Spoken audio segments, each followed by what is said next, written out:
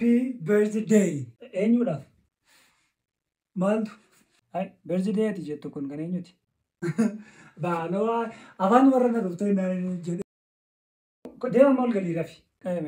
Ishee narraa deeqa. An maashinii keessanii akka barbaadde dheekamtu jirruni. Maaluma takkasi godhaa? Maaltu sitti latee qoy? Maal cullistee maal dheekamtu ati? Kaas jedhameen guftaa? Qoy ittiin dubbachiisa. Ittiin wajjinati. Iccitii tokko isinitti himu. Iccitii maali? Deemi rafi bornuutti hin rakkoon qabu. Maal namichi kuni? Mana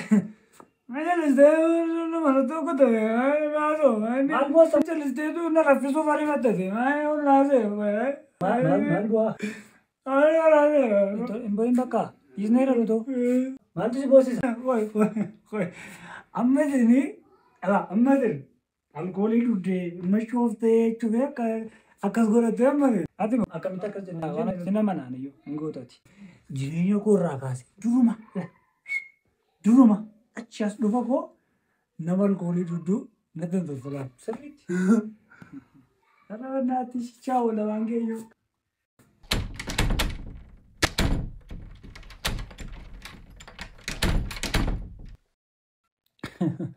Everything is under control.